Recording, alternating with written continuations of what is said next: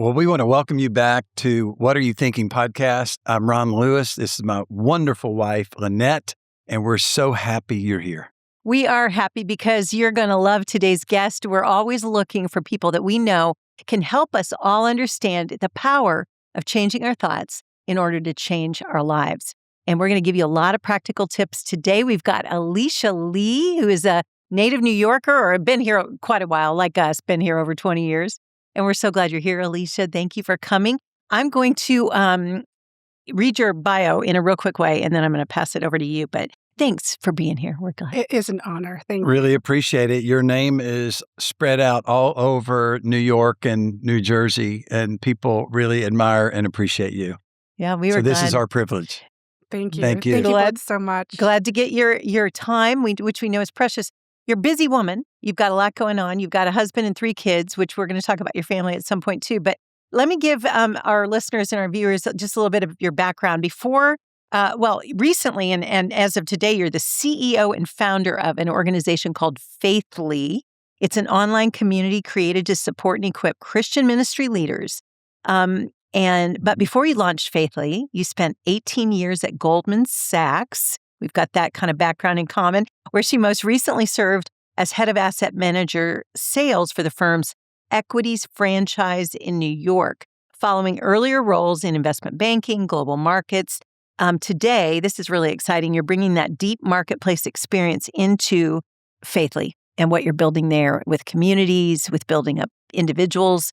And you're going to talk to us a little bit more about all of those things. We're going to touch on a lot of things that you've done through your career.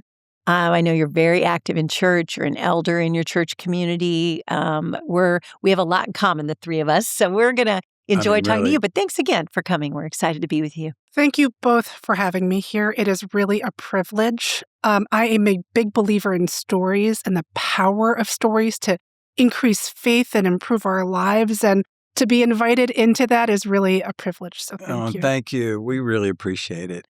And I love how you put that stories. And I'd love for you to really just kick us off by starting about your story. We'd love to hear kind of what you consider to be the highlights. And especially, I'm so intrigued by Faithly. You had said earlier when we were chatting, when you walked in the building, that it's similar to a LinkedIn for the faith community. And wow, what a fascinating concept. Tell us a little bit about how you got here. Yeah, thank you so much. So in a lot of ways, my story begins in New York City. I was born and raised in New Jersey, which you both are very familiar with, planting a lot of seeds there. But after I graduated from college, I moved to New York City to pursue big city dreams. My first job out of school was at Goldman Sachs. And nobody was more surprised than me that I ended up staying there for 18 years. I thought it might be the place where I started my career and then I'd move on to do something else. But the Lord had a lot for me at Goldman. It's where I got to know the Lord. It's where I met my husband. Wow. I became a grown-up and a professional and really the person that I am today during my time at Goldman. So I'm so grateful for it. 18 years at Goldman. I actually thought I'd be in finance in some way in my entire career. But like I said, the Lord He's always had a plan for my life, and He had a different plan than the one that I envisioned. A pivotal moment in my story in New York City came when my husband and I encountered crisis in our lives. And, that's really a story for a different day. It's our story together. But I bring it up to say this. Mhm. In that moment of crisis, the Lord used our local church in downtown Manhattan. He used the pastors and the elders and the people there to powerfully transform us, to really turn our faces to look at Him and to know that He is God. And in that moment, during that time, everything changed. And it really started me on this journey where I eventually became an elder at my church, eventually joined the teaching team. And it eventually brought me to this place where I left my Wall Street career and started something new. So those are kind of the big sort of points of my journey over the last 20 years or so. Well, anyone who went to Penn State and then ended up at Goldman Sachs has a story, and you have the faith aspect of this, and you called it Faithly. That's What right. does Faithly mean? So, Faithly, I wish there were a deep reason why we called Faithly, but the truth is, I kind of figured out quick if you put ly at the end of anything, it makes it sound techy. That's true. And that is, That's true. yeah, and that is something that when the Lord gave me a vision for Faithly, I felt like, wow, this is something that we need more of in the church. We need more innovation. We need more technology.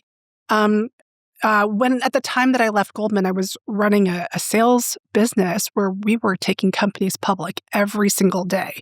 During the pandemic, we experienced this huge IPO bubble where sometimes we had 10 IPOs in one day.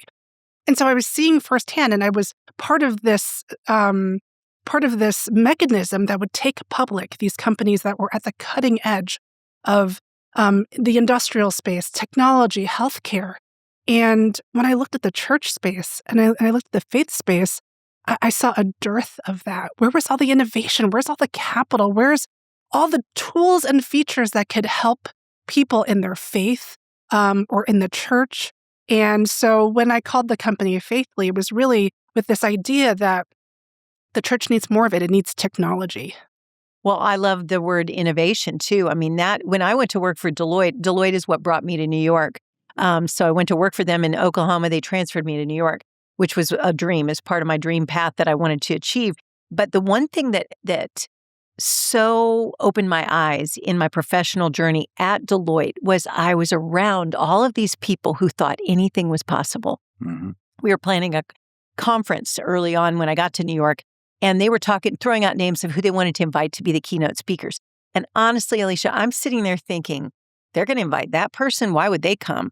But they were in New York. They were at one of the big four firms in the world. There were no holds barred. There was no sense that this isn't possible. We were innovating. We were inviting people. We were doing things. And I'm sure you experienced that. It sounds like that's what you were saying about Goldman, where you're looking around and going, if secular companies and people are in this mode of innovation all the time, how can we bring more of that to our faith and to the church? That's right. And that is so exciting to me because we serve the God of all innovation, the God of all creativity, the God of starting something out of nothing, and tapping into that as believers can truly change the world. So talk to us about your mission for Faithly. What is that going to, what is your passion and your dream for the business? So Faithly exists. It exists to strengthen those who are strengthening the church. We serve the people who are serving the church.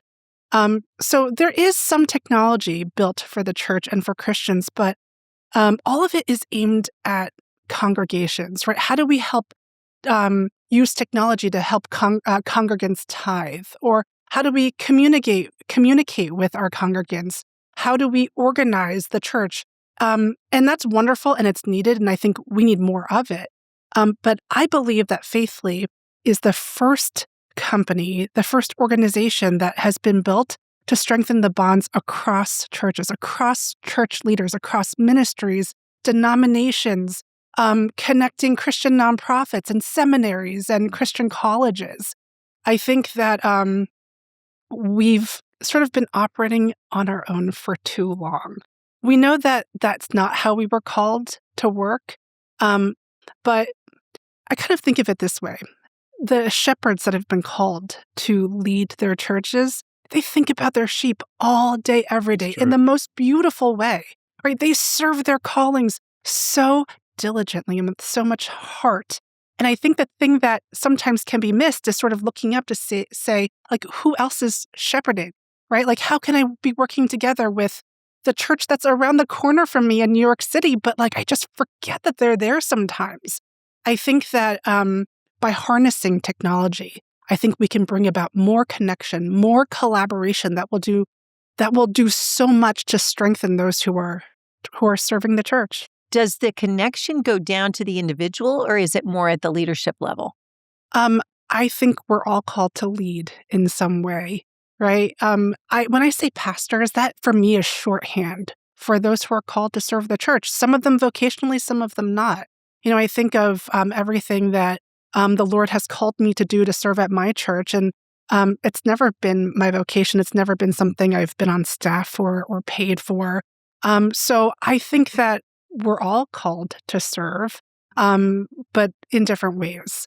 So yes, I do mean the leaders, but I also mean that volunteer who has been diligently serving in the nursery for a decade. I think, it's all part of ministry. Absolutely. So just one more follow-up, because I really want our audience to get a real cognitive sense of this. So let me use my daughter-in-law as an example. She serves in the church. She's married to our son, who's one of the key pastors, and she leads all of our next generation education pieces to what we do at the church. Children's ministry, youth, everything comes under her purview.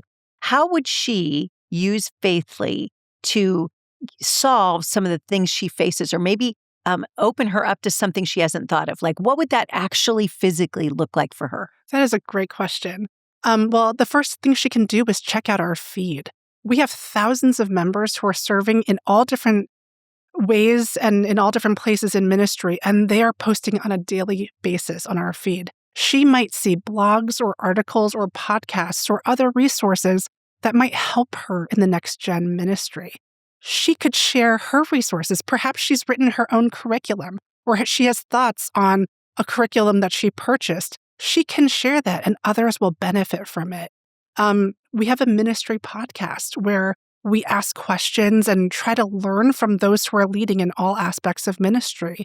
Perhaps she's looking to hire someone for the ministry. We have a job board. So there are all sorts of really practical tools and resources that we hope will help her in her ministry. Is it fair to say that if you're familiar with LinkedIn, you would just use it with a community of people who are all mission-driven, church-driven, faith-driven? Is that a good way to look at it? That is a great way to look at it. Of course, we have our unique twists and our unique flavor that we think will help to serve ministry leaders in unique ways. For example, we have a feature called events. One thing that we notice that ministry leaders like to do is they like to gather. If you're a next-gen pastor, next-gen leader, you might do a monthly prayer gathering with other next-gen leaders who are in your zip code, in your area.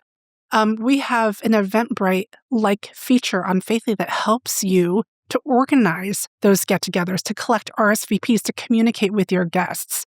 We have a lot of ministry leaders who have started to use that. We have ministry network leaders who are starting to use that to gather with others in ministry. I love it. I'm already thinking of people I want to get connected to what you all are doing. Me because too. I was just thinking of some things that we have done here in this place here, and we had.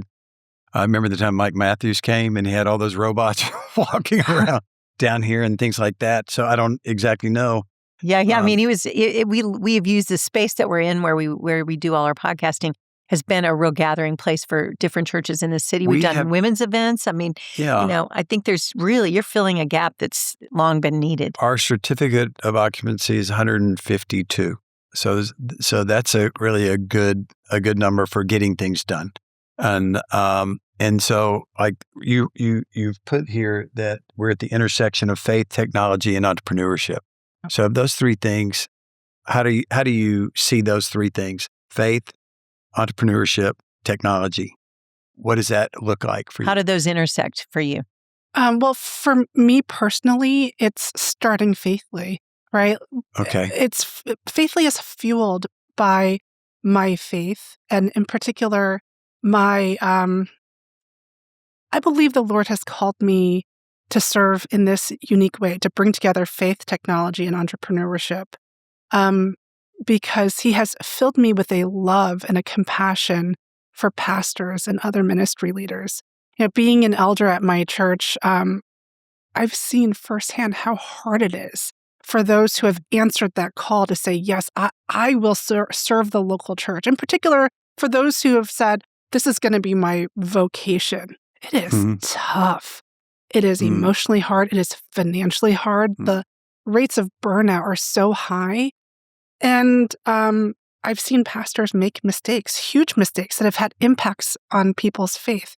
But for me, none of that has negated or diminished the good that they've done, the good that transcends generations. And so I have seen I see Faithfully as a way to bring together my faith, my love and compassion for those called to serve, technology and entrepreneurship, all those things together to create something that can help to bring a little unity into the big C church. Well, bring unity and also bring tools is what I hear you saying. And you referenced a little earlier when you and your husband had faced a real crisis moment. You leaned in to your local church. I mean, from what you said, you began to see those people in your local church rise up and make a huge impact on your family at that point. What would you say to people that are listening or watching about the value of being planted in a local community of faith? Gosh, it saved my life. It saved my husband's life. If it weren't for that, would we have the 3 kids we have?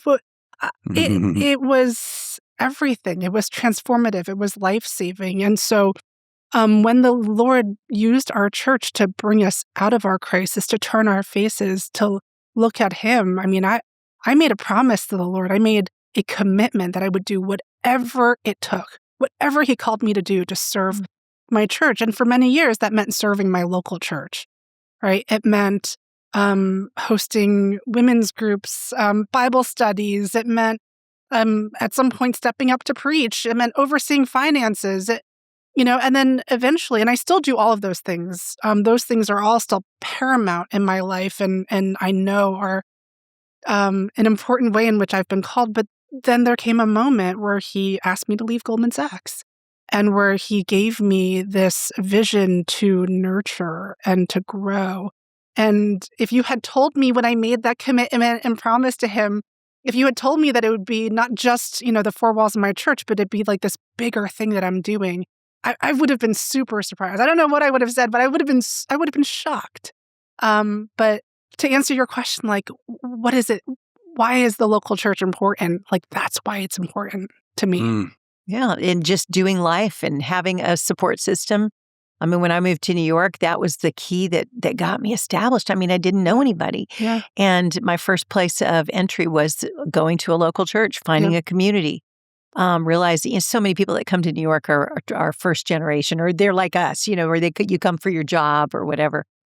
So to be planted in, and then now for you to be able to build on that and make a difference far beyond your own church is just a great assignment.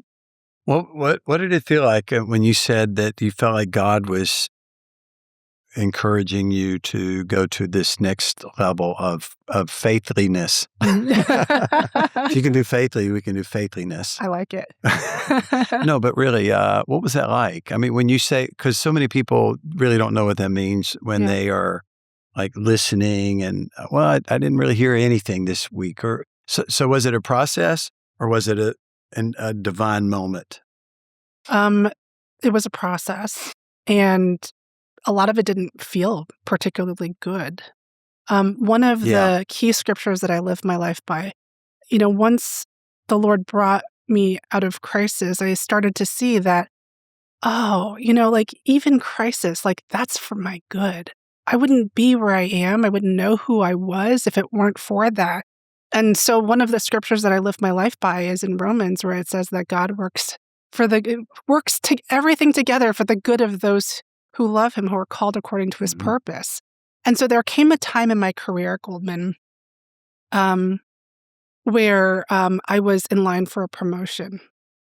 And I thought I had it locked up. I mean, I was already managing the people. I had all the top accounts. I was doing this. I was doing that. I even got the special license from the SEC that it took to run I did all the things, right? It was all lined up. And it was the year of the promotion, and I was chatting with one of the elders at my church. And he said to me, as he listened to me talk about how this is so important to me to get this promotion, he said to me, Alicia, if God wants this promotion for you, it's going to happen like that. And in that moment, the Lord spoke so clearly through him to me. He said, if you don't get it, it's because I don't want you there anymore. Okay, he said this to me well before it came time for that decision, before I found out.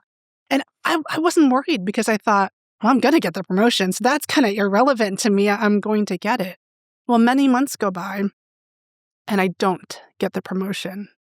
Did And they choose somebody else? they chose somebody else. It wasn't me. And I was devastated. Of course. I was so upset because this was the thing that I'd worked so hard for. I thought I had earned it. And this is where I wanted to continue my career. It's where I envisioned myself. And, but I knew I had to leave. Like, he had prepared me months ago that if you don't get the promotion, it's because I don't want you there anymore. Meaning not even at Goldman. Not even at Goldman. I knew I wasn't supposed to be there. And it wasn't like, I wasn't happy about it. I remember walking up and down the West Side Highway, just crying out to the Lord. I had the peace of knowing that he was in control, but I was still so sad. And I had to grieve it. I had to really walk that out. And it took a few weeks. But once I walked it out, I said, okay, all right, what's next? And it was at that time that the pastors of my church said, hey, Alicia, have you thought about preaching?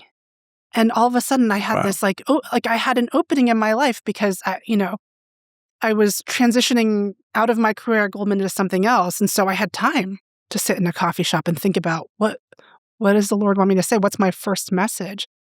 And then also at that time, I met with a friend of mine who I started to talk to her about, she worked at a venture studio, and I started to ask her, well, what do you know in fintech? Like, what opportunities are there? Because I thought I'd stay in finance in some way. My husband works in fintech.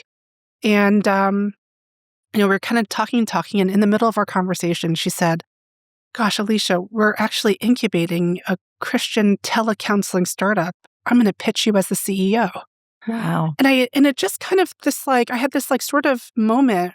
I'd never thought about my professional life and my faith life ever coming together in any way. Oh, my goodness. And so it sparked something for me. And I met with multiple people on their team, and I realized this is not it. Like, I'm not going to run through walls for this idea. And then once I realized that, I woke up one day and the Lord just pressed this vision on me for LinkedIn, for ministry, and it was inescapable. Like, I couldn't continue. I was interviewing for jobs. I was trying to figure out what's next, all in the finance realm, because that's my background. Yeah. But all of a sudden, I couldn't do a single other thing. I couldn't continue on in any interview process. I couldn't imagine working at another bank or at a hedge fund or at a fintech firm. I just had to pursue this. I was filled with curiosity and passion for this idea. Wow. But to come back to your question, how did it feel? It felt horrible at first. Right? I really respect that. I think many of us, reality. that's my story. It's like, are you kidding me, Lord? Me to be a preacher of the gospel? I think you got the wrong one. You see Billy Graham or Rick Warren or whatever. That's not me. But anyway, I get exactly what you're saying. And I think many people do. But you think about when Jesus was on the Sea of Galilee and they're fishermen and they're all coming in together. And these guys then began to say, you know what? I don't have the room for what I used to do. Mm-hmm. And how is God going to provide for me? And that's where a lot of people get stuck. And that's where you have faith, technology, and entrepreneurship. And they do really work together. And that's your space that you're in now, which is very different than the numbers and the things that you did, all the things that I read here about you. Wow. That's some heavy duty Goldman Sachs stuff. Really and I love to talk to people about their career journeys, because I think it's so encouraging to those that are coming after us, because we want it to be neat and clean and obvious. But often it becomes clear in the going.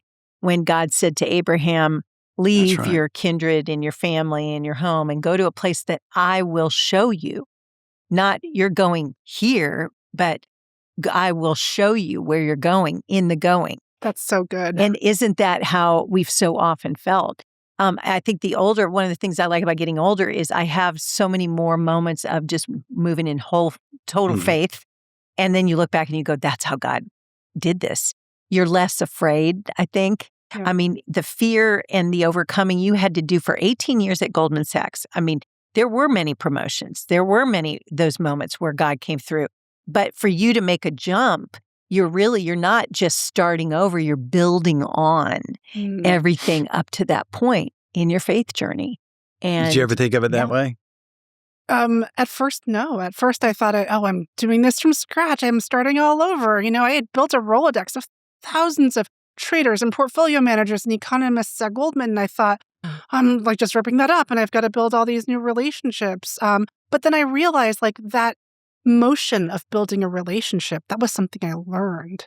If I didn't learn how to build new relationships at Goldman Sachs, I don't know that I would have been able to do that for Faithfully. Now, I think you mentioned this already, but when did you met Jesus while you were at Goldman Sachs? Yeah, that's So right. I wanted to hear more about that. Is that like a common thing? I don't think so. Most people don't move to New York City to meet Jesus. Right, exactly. And how did that happen? What was that like? Well, so I did not grow up in a Christian home, but my husband did. Okay. And when we started dating, he said, well, will you come to church with me? And I thought he was so cute. I was like, yeah, I'll go to church for you. So we started going to this little church in downtown New York City called Mosaic Manhattan. I remember that. I know that pastor. It was planted by Greg Farah. Yeah, Greg. Yeah, Greg. I know Greg. Greg is a wonderful man. I haven't seen him in a while, but I hope he's well. So do I. Greg, I believe, was a youth pastor at Saddleback and felt called to plant a church in downtown New York City. I remember that. Yeah, in the aftermath of 9/11. Well, that was us too. Yeah. That was where we became buddies like that. But anyway. Well, so my husband was looking for a church, and he read about Mosaic Manhattan in, I believe, like the Wall Street Journal. And he read about how it was a response to 9/11, and he was intrigued, and he started going to this little church. And like I said, I wanted to date him. So I started going to this little church too. And we went enough. We went enough for me to begin believing. We went enough for me to even get baptized. But, Scripture says that the Lord says that if you're lukewarm, I will spit you out. And that's what we were. We were lukewarm because we just put our careers ahead of serving the Lord. It was you and your husband. Both of us. You were married then. We got married early in the Goldman Sachs era. That's right. Okay. I got married in my mid-20s. That's pretty young for New York City. Yeah, it is. Yeah, and we were going to church, but it just wasn't our priority. God wasn't our priority. Our careers were, getting promoted, living the New York City life, like wearing the right clothes, having the right friends, going to the right places. And so we were lukewarm, and the Lord spit us out. We stopped going to church. We fell away. And that is when crisis I will say struck us. To those who are watching here that what she's describing is in Revelation chapter 3, where the church at Laodicea said, in what you quoted it, that Jesus himself was speaking to this congregation. And it wasn't like individuals, but this congregation. He was saying to them that you can't I wish you were cold or hot. Cold or hot, but if you're lukewarm, I will vomit you out of my mouth. Now that is saying a lot about your character, that you could handle a big moment like that, where God is saying that who wants to be vomited out of the mouth of God? Well, and you said something, Alicia, that I would love for you to expound on, because in your description, you said that God left us, or we were lukewarm, and so he left you. And I think what people are going to relate to is the fact that the relationship we have with God is a relationship. That's right. And it's sort of like when your kids get older and you have adult children. We have adult children and we have younger children. I think of this a lot with adult kids, because adult children, you have to release them independently to go live their lives. But as the parent, you never quit parenting them in your heart. You think of them, you pray for them, you long for them, you're paying attention to what they're doing, the decisions you're making. But your influence is more through prayer than actual verbal, because now you want to trust them with their lives. But here's what happens is, at any time, if that child makes a choice to move away from you in relationship, you're still going to love them, because the parent can't quit Absolutely. that. But the fellowship is broken. And so that's what I hear in your story, is God was still very much waiting for you and there for you and hoping for your turn. But is that a correct way of saying it? Absolutely. So you moved out of fellowship. We were the prodigal son, right? We went off and sowed our wild New York City oats, and the Father was always waiting for us. And so here's where it comes full circle. So once we were brought to our knees and we could finally sort of surrender our desires and our wants, once our heart posture changed toward the Lord, he called us home. So my husband started going to church again. And he was actually, one of his old pastors got in touch with him while he was still deep in crisis. And he said to him, get your butt into church. I don't care if you don't like the music. I don't care if you don't like the pastor. Just go. And so my husband went. And you know what? Who told him that? Pastor Carrick Thomas from The Journey. I know him too. Pastors. Wow. Carrick Thomas. And that's fabulous... how did he say it like that, or was probably cruder than that? Yeah, probably cruder. with I thought that's a Christian way to put it. So it's the old A word. Exactly. The old A word. He's like, he was very, very firm and very clear with him. God's calling you. Like, so you get into and God's your house. husband. So he's good. Let her finish that flow, because I was on being. But we'll go to your next one then in a minute. But what were you saying? So my husband, he said okay, and he went to the church 4 blocks away from where we were living at the time. 4 blocks away, and it was called Lower Manhattan Community Church. And when he stepped inside, he looked around and said, "Oh my God, this is Mosaic Manhattan. It had just changed its name. A lot of the same people are here." Like, he didn't intend to go back to the church that we went to when we were dating, but that's where the Lord called him back to. He was called back home. And then I started going with him, and that is where the Lord really got a hold of us and transformed us. Amazing. I want to encourage someone who's watching or listening right now that you may feel like you're too far gone. That's well, good and fine for her and him, but if the people only knew what I've done or where I've been or how far I've strayed or how awful I've been to my parents or someone that you love. And I would just like you to take courage that read that prodigal son story in the Bible. Look it up. Just say prodigal son story in the Gospels, in the Bible, and you will read a story of a son who blew it beyond blowing it and was literally eating with the pigs when he thought, the servants at my dad's house eat better than I'm eating. I will get up and I will go home. And it's never too late for you. God is waiting with open arms like that father in that story. He's waiting for you to come home. And the great ending, and I won't tell you the whole thing because you got to read it, is it was more than just glad you're back. It was a party. Yeah. And that's how our God is. Mm. Yeah. Amen. And so what I was thinking of is how God was speaking to you, but it was hard. Yeah. It was like, how can I do this? Yeah. And then your husband is getting this brutal word also. And you both have to have a hard word. And, so much of Christianity is lovey-dovey, feely, oh, we love you and you're wonderful. And yet so many people in New York City feel like they have a free ride to sleep together, do drugs, have addictions, have these things going on. And many people in New York City, the only thing that they can respond to is a hard word. Yeah. I mean, we had people going to visit multiple churches, and no one ever broke that thing off of them, where this is that serious. Mm-hmm. This is that serious.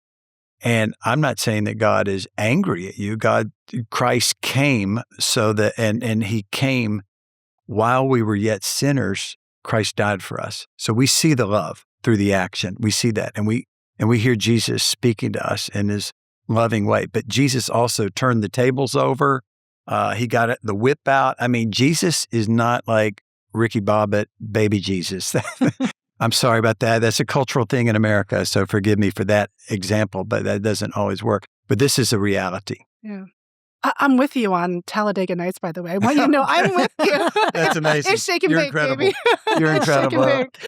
This woman. Yeah, I completely agree with you. I think that we can choose to do all those things. And I think the delusion is that there are no consequences. But there are consequences to everything we say, everything we do, all the choices that we make. But we can always come home. How did that work for you then? You start kind of reintegrating into the local church. You start rebuilding. Was that before you had kids or was that after?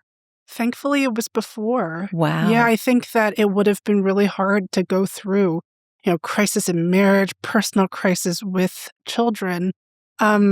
We had our kids after, and I'm so grateful for that. I am a pretty standard age in New York City to be a mom. I would say I have young kids, but compared to the rest of America, I would be an older mom.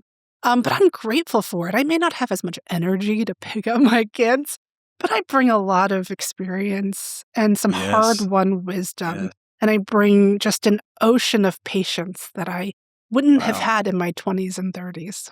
Yeah, and I love that very thing that you bring to what you're doing now, because there's a seasoning. I heard it said that we lead through our strengths, but we connect through our weaknesses. Yes. And the stories we tell from the tough times are the ones that really people relate to.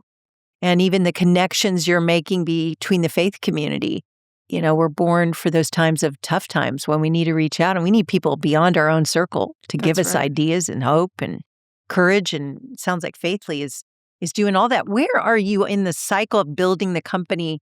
What stage are you kind of in right now?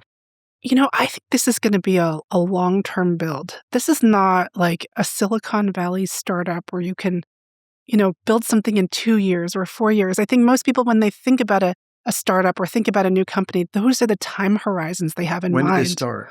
After I left Goldman in 2002. So this is 4 years ago now. And I still think that we're in the very early stages of what we're building.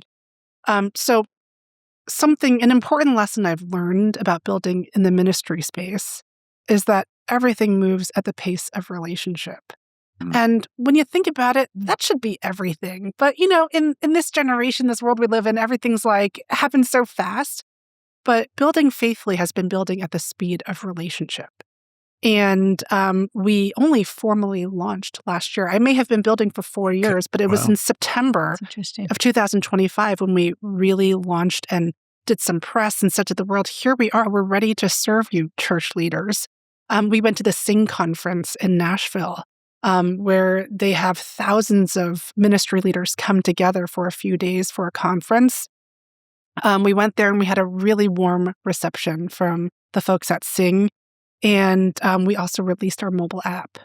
So for the first 4 years, we were kind of experimenting around just the desktop. You'd have to go to faithly.co and check it out on your laptop computer. But in September, we also released a mobile app so you can take your ministry network with you everywhere you go on your phone.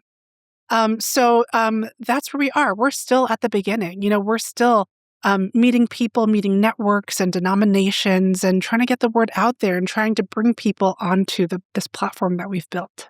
Excellent. This is really, really helpful to hear this. And I'm starting to get the idea of maybe ways that we could be engaged with Faithly, because Faithly is so awesome, that the name Faithly. Faithfully. Yeah. Thank you. Great. It's great. It's your last name, right? That's right. That's so funny. But a couple people made that joke that Faith Lee is my fourth kid. That's perfect. I've got a question that I want to ask you, Alicia, that I find a lot of young professional women ask me, and I would love to know your answer to this. So I was talking to a young woman after church a couple of months ago, and she works at Deloitte, and she's a really strong Christian, loves Jesus, but doing the job that you and I know very well, working in one of these big firms.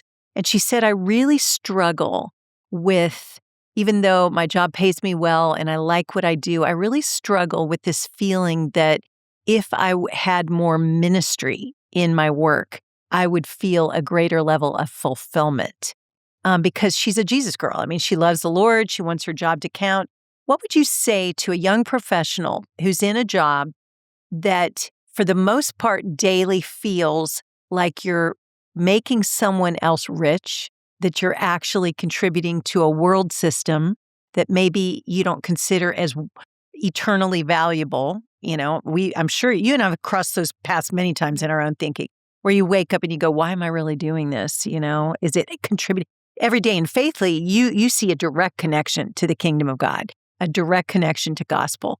But what would you say to a young professional who says, how many years? I mean, you were 18 years. That's right. How did you find meaning in your job when there wasn't a direct connection to what really matters to you, which is the kingdom of God? Yeah. That's a great question. I love that she's asking that question. I know a lot of people out there are. I would say this. Number one, it's all the kingdom of God, even when you don't realize it. And if she's feeling that tug, like she wants to do ministry, she should do ministry. I've given people Bibles on the trading floor. Like, I've invited people from Goldman Sachs to church. Like, that's doing ministry. And when it may be time for her to leave Deloitte at some point, it might be. But the Lord wastes nothing. All those skills, all those tough situations she went through, she probably saw stuff she liked. She probably saw stuff that she wouldn't want to do if she were to start a business or do something else. All that is really valuable. You bring it with you everywhere you go. I love that. And I just 100%, that's what I always say as well. And I said to her that day, very much what you're saying, and I added this. I said, all these years later, I spent nearly 10 years at Deloitte. I don't remember the projects, don't remember the paychecks, certainly. Don't even remember a lot of the stress, although I remember I had it. But one thing I do remember is all the people. Yep. I mean, some who I still keep in touch with today. And it was in those days of feeling like, what does this really count? Where the relationships were developing for the purposes of bringing people to Jesus, helping them feel closer to God, getting to church, or learning to read the Bible. One of my coworkers was like, I've never read the Bible. Yeah. You read the Bible. Where would I read? Where would I start? And over time, you look back and you go, wow, I was sent to that office for her, if for no one else. Yeah. And her to me in return for the things she gave. So I love that answer, because I think it helps make the moments count when we might not count them as valuable as maybe if we were doing something more directly related. Right. That's so good. So can I ask a question? Of course. My question, what kind of uses would it be for a pastor or just a nice Christian entrepreneur? We come to Faithly app, turn it on, and what's next? Well, I bet now that we've been around for a little while at least, I bet if you start to scroll through the people, you'll know people. Oh, I know him. Well, I should connect with him. I haven't talked to him for a couple of years. Or, well, I used to serve with her. So the first thing is to find your people. They're probably on the app. Are people finding each other? People are finding each other. You have a dating app?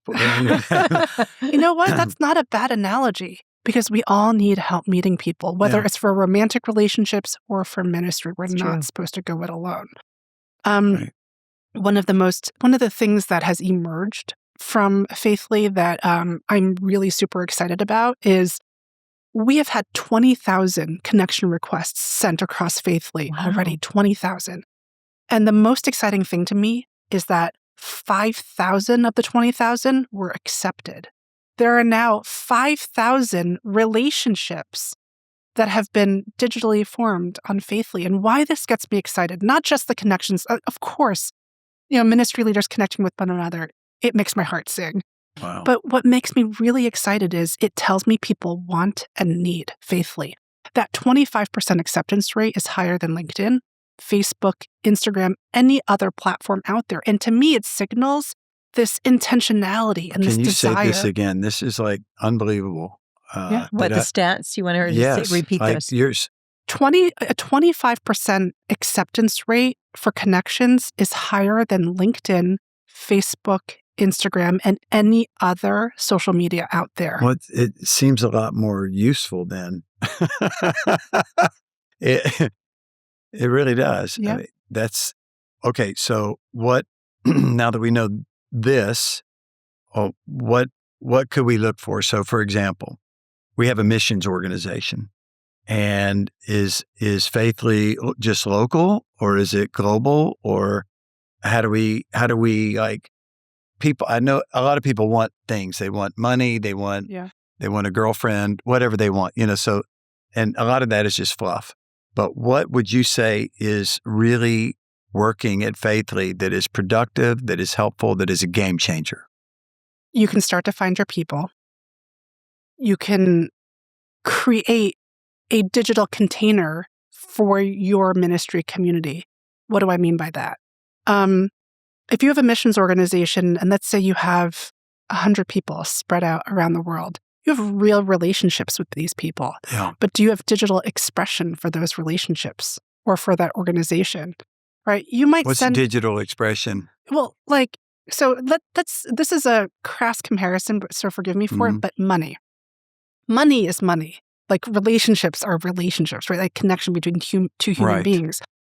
But if all you had were real dollar bills, you'd be really limited in what you could do with your money. True. You need digital expression for your money. You need to be able to take your phone, your phone, and take it to the grocery store to be able to pay for things. If you have digital expression for your money, if you could see your money on your phone, you could transfer it to another account. You can invest it. You can pay for things. You can save it, right? I think relationships are a little bit like that. Relationships are relationships. There's no replacing that genuine connection between two people. But do you have digital expression for that relationship? Can you see that relationship? Do you have a container for it on your phone? If you don't, you're not making the most of technology for your ministry relationship. Well, how's Faithly different from, let's say, the wallet, the Apple Pay? Or, is it Apple Pay? Pay, whatever I use. It's purpose-built for your ministry relationships. When you come onto Faithly, you have a profile where you upload your picture and you say, this is what I'm about as a servant of the Lord. Like, this is my call to ministry. Here are all the churches I've worked at, or all the nonprofits. Here's my portfolio. We give you a portfolio where you can upload your best sermons or your best worship sets or your children's ministry curriculum. People shouldn't depend on the algorithm to find your sermon. You should tell them what you want them to look at. Is this unique? It is unique to ministry. LinkedIn does this for millions of blue-collar professionals, but there's never been sort of this digital place where you can express who you are as a ministry leader.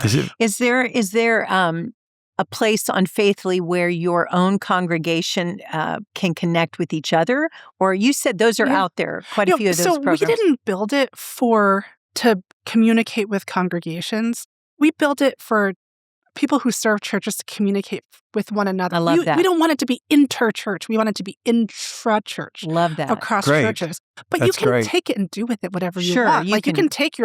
You can build a group and put all your congregants in it and communicate. Like, the technology is there for you to use as you see fit. So we just drop the app on and we can get busy, right? You can get busy and do with it what you want. Excellent. To. So I got to ask a couple more questions, Alicia. We're going to be wrapping up here shortly. It's gone so fast. I'd love, I know there are plenty of people going to want to check out Faithly. But for all the other people that are listening that may not be in that sphere where they need to cross-pollinate, would you talk about, in your path of building this new business, and you can go back to even your Goldman days, how many times have you felt like, I don't know if I'm really up for this? Like, talk to me about the voices in your head that you've had to overcome, because we talk about the power of changing your thoughts to change your life. Yeah. What were you thinking at different junctures in this journey that could have had the potential to completely shut you down? That is such a great question. I wake up some days and I wonder, what am I doing? Should I be doing this? I love the parable of the talents, and I deeply believe that with what God has given you, you must sow. Like, I need to bring my time, my resources, like everything to the table. And there are days where I wonder, like, would I be serving the Lord better and serving his people better if I volunteered at a soup kitchen would that be a better use of my time and my resource? But I keep going back to, I heard from the Lord on this. This is something he's called me to. And on my days where like, I'm not quite sure what to do. Do I even have anything on my schedule? Should I be doing that? I have to remind myself, like, he's called me to this and I'm serving this vision. He's called me to serve it and he works for my good. And like, and I have to test that each day because listen, like, if this is not what he wants me to do at some point, then I don't want to do it anymore. But I keep going back to his word and knowing that he has the best for me. And I look at my life and, you have to do a fruit check, right? Like, has there been fruit, right? Like, yes, I'm pretty sure I heard from the Lord on this, but like, has there been fruit? And I start to do a fruit check, right? Like, have I formed relationships that are meaningful, that have changed things for people? I think so. I look at my relationship with my co-founder. Has working with me made his life better? I think so. Like, has working with all these different pastors and network leaders that I'm collaborating with faithfully on, like, am I bringing something to their ministries? Yeah, I think so. So far, the fruit check has checked out. And, the fruit check has to work across all spheres of my calling. Like, is this helping me serve the church? Yeah, it is. And is serving the church, my church, helping me with faithfully? It is. And am I able to minister to my family in the way that I was called to do? Yeah. We didn't talk about this, but, all my career, I thought, like, one day when I have kids, I'm going to be a Goldman mom. What does that mean? It means pretty much being a weekend mom. And there's nothing, I think, that works for a lot of people, but as like literally the only model I saw was you get onto the trading floor at 7, and you might have to entertain clients at night. So you don't see much of your kids until the weekend. And that's just how I saw it be done. And like I said, I'm not saying there's anything wrong with it. It works for a lot of people. But somehow the Lord knew that's not the kind of mom I wanted to be. I didn't know that about myself, but he knew. And so, I got to get off this podcast to pick up my kid from school because I want to do that. Yeah. And that's part of this, which is faithfully preventing me from doing the other things I've been called to do. No, it is all coming together in this beautiful way. I love that. I think those of us that's rich. That work as moms, if mom guilt is such a real thing. You can feel it if you're at the job. You could feel it if you're at home. Maybe, am I really tending the talents that maybe I'm not using because I'm home all the time? And I love how you put that because it's being tuned in to what season am I in and what is God bringing for me to do during this season and trusting that whatever that looks like, my children who God put in my care knew that my care would include stewarding faithfully in your case. So that means there's something for them in you doing and being obedient to what God's asking you to do. I think that's helped me to realize that, he's bigger than my knowledge of, am I harming my kids or am I hurting my kids? Yeah. That's good. I'm really awed by how God has led you. Really, you're very credible. Maybe you're incredible too. But really, this is really an extraordinary journey that you're on. And thank you for showing us the way. And I think everybody needs to find the way. It's the good and the most awesome thing to follow the will of God. There's no secondary, there's no third. This is the way to go. That God has a plan for your life. And he cares about you. He knows you. The Bible says that he knows every hair on your head. He knows everything about you. And guess what? He loves you in spite of you and in spite of me. He's with us. He doesn't let us go. And there are many of you today that you're wondering, what can I do with my life? What kind of entrepreneurship can I have? Like Alicia is just like, she's so incredibly talented and had a great school, great education. Anyone who goes through Goldman Sachs they know what money is. They understand work ethic and things like that. There's so many things. But you know what? You're not left out. You're not left behind. It's always on God's time. And you're about to enter into something great. And I think for me, I'm going to enter into faithly.com or faithly.co. It turns out CO, okay. Yeah, the M stands for money. We couldn't afford .com, so we're faithly.co. Well, this is something new. Well, it's like Faithly Company, the That's company right. of those that are part of the network. That's right. So That's good. we're back to you, and we wanted, Alicia, can you say a prayer for the people here, and then I'll come right after you. But would you mind doing that? Yeah, absolutely. You've been such a blessing, and who would not like not only you but what you're putting together? It's a no-brainer. So I'm going to be in the Faithly Co. one day. Calm. Go ahead. Thank you. Unless you have a last word here. No, I think we covered a lot of ground. It's really been such a privilege to be able to share my story with It's our honor. you both and with your listeners. And We're it here would for be you. my honor to pray for everyone. Please do. Please do. Please do. Lord, thank you for this time today. Thank you for Lynette and for Ron and for everything they've built to serve you and to serve your people. For all those out there who are listening, Lord, I lift them up to you, Lord, and I pray that you would open up their minds and their hearts and their ears for that still small voice that is your voice, that thing you're whispering to them, Lord, that is for their good. You love them, Lord, and you have a plan for them, and I thank you for that. I pray this in your name, Jesus. Well, amen. And for all of you who are watching right now, we're saying this prayer. This prayer is for you. We don't know you, but we love you. And God has a plan. And we want to just have you consider right now, today is the day of salvation, where your life can be complete. It's been incomplete because you don't have Jesus living in your life. And the way he does it is what we talked about earlier, this church of Laodicea. It's the knocking on the door. Jesus said, I'm knocking at the door of your heart. And just say, Jesus, come into my life. What he did on the cross was he took your sins and my sins away so that we could have a new life. And when he died on the cross, he paid the penalty for your sin and my sin. He paid it. And then on the third day, he rose from the grave. And that, you know what that is? He's alive forevermore. You'll never be disappointed. It's not a religion. It's a relationship with the living God. I feel like there are a couple people watching and listening. Just a word of encouragement. Two thoughts kept coming to my mind during that prayer. The first is you may feel completely unqualified for the dreams in your heart and the future you want. Your qualifications don't need to come from you. They can come from God's calling upon your life. He knew you before you were born, and I want to encourage you that you are qualified in your calling, not because you feel it. The second person, you may feel disqualified, like you've blown it. You've not tended to what you've been given. You've thrown it out, thrown it away, given up, pilfered everything you've been given.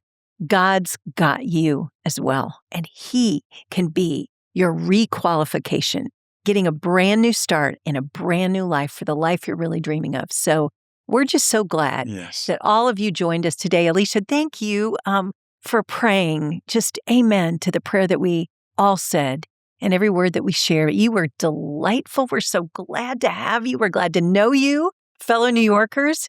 And goodness, we look forward to keeping in touch and hearing about the great things. Thank you so much. It's been a great something. Thank you. So we're glad you've been with us. That's enough for today. We'll see you next time.